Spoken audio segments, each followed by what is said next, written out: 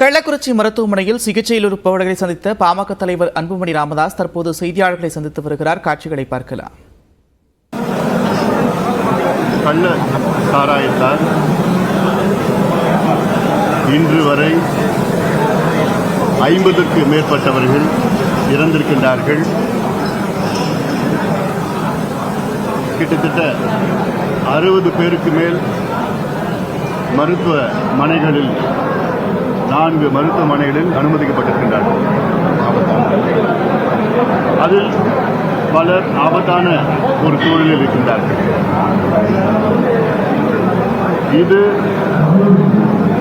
தமிழகத்திற்கு ஒரு பேரிழப்பாக நான் பார்க்கின்றேன். அதே போன்று தமிழகத்திற்கு ஒரு மிகப்பெரிய ஒரு அவமானமாக நான் பார்க்கின்றேன்.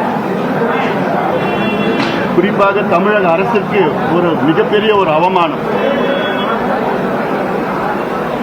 கடந்த ஆண்டுதான் விழுப்புரம் மாவட்டம், காஞ்சிபுரம் மாவட்டத்தில் கிட்டத்தட்ட 30 பேர் கள்ளச்சாராயம், விஷச்சாராயம் குடித்து இறந்தார்கள். அன்று முதலமைச்சர் அவர்கள் சொன்ன வார்த்தைகள், இந்த கள்ளச்சாராயம் கலாச்சாரத்தை இரும்பு கரங்களை கொண்டு அடக்குவோம். கள்ளக்குறிச்சியில் சிகிச்சை பெற்று வருபவர்களை சந்தித்த பிறகு பாமக தலைவர் அன்புமணி ராமதாஸ் செய்தியாளர்களை சந்தித்த காட்சிகளை பார்த்தோம்.